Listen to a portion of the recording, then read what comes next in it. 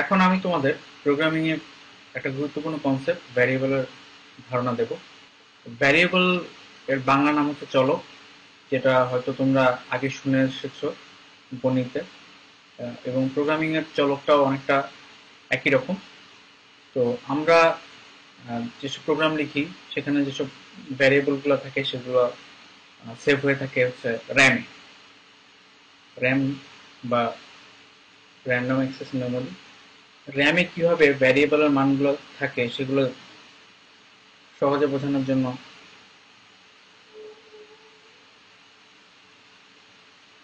এরকম খুব খুব অংশের সাহায্য নেব। তো ধরা যাক যে একটা ভ্যারিয়েবল তোমরা নিয়েছো যেটার মান হচ্ছে এক্স। তো সেটা র্যামে একটা নির্দিষ্ট জায়গা দখল করে নেবে। এখন এক্স এর মান যদি আমি 2 লিখি, র্যামেও এরকম 2 সেট হয়ে যাবে। আরেকটা ভ্যারিয়েবল ধরো নিলাম ওয়াই।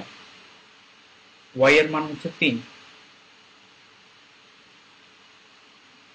র্যামেও ওয়াই এর বিপরীতে 3 সেভ হয়ে যাবে। ধরা যাক যে আরেকটা ভ্যারিয়েবল জেড, যেটার মান হচ্ছে এক্স যোগ ওয়াই। আমাদের এক্স এর মান আমাদের র্যাম থেকে আমরা দেখতে পাচ্ছি 2 এবং ওয়াই এর মান দেখতে পাচ্ছি 3। তার মানে এক্স এর সাথে ওয়াই যদি যোগ করা হয়, তার মানে হচ্ছে এক্স এর যে মান সেটার সাথে ওয়াই এর মান যদি যোগ করা হয় তাহলে আমরা পাবো হচ্ছে 5। এবং এই 5 জেড র্যামের যেই অংশটায় আছে সেখানে সেভ হয়ে যাবে। এখন একটা কথা হচ্ছে যে আমরা র্যামে যেভাবে দেখাচ্ছি 2 3 5, কম্পিউটার আসলে ঠিক সেভাবে সেভ করে না। তো আমাদের বোঝার সুবিধার্থে আমরা এটা ব্যবহার করেছি।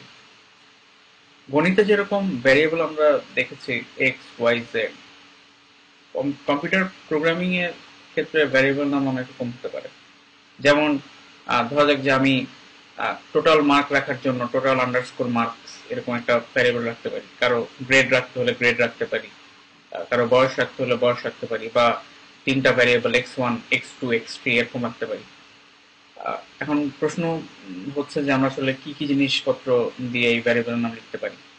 আমরা ভ্যারিয়েবলের নামে ইংরেজি বড় হাতের এবং ছোট হাতের অক্ষর ব্যবহার করতে পারি, আন্ডারস্কোর ব্যবহার করতে পারি, এবং 0 থেকে 9 এই অঙ্কগুলো ব্যবহার করতে পারি। তবে এখানে কিছু কথা আছে যে এই যখন আমরা কোনো একটা অঙ্ক ব্যবহার করব তখন সেই অঙ্ক দিয়ে শুরু করে কোনো ভ্যারিয়েবলের নাম লেখা যাবে না। তার মানে হচ্ছে 1x এই নামে কোনো ভ্যারিয়েবল নাম আমরা রাখতে পারবো না। এছাড়াও ভ্যারিয়েবল নামের মধ্যে কোনো স্পেস রাখা যাবে না। তাহলে এই ভিডিওতে আমরা দেখলাম যে ভ্যারিয়েবলের মানগুলো কিভাবে মেমোরিতে থাকছে এবং ভ্যারিয়েবলের কোনো একটা মান অ্যাসাইন করা হলে কিভাবে মেমোরিতে যাচ্ছে, এবং মেমোরিতে ইতিমধ্যেই থাকা বিভিন্ন ভ্যারিয়েবলের মানের উপর বিভিন্ন অপারেশন চালিয়ে যে মানটা পাওয়া যাচ্ছে সেটা মেমোরিতে কিভাবে যাচ্ছে। এছাড়া বিভিন্ন ভ্যারিয়েবলের নাম আমরা কিভাবে রাখতে পারি সে নিয়মগুলো আমরা পরবর্তী ভিডিওগুলোতে দেখব, যে বিভিন্ন ভ্যারিয়েবলের ধরন এবং ইনপুট আউটপুট নিয়ে কিভাবে ভ্যারিয়েবল আমরা স্টোর করতে পারি সেগুলো।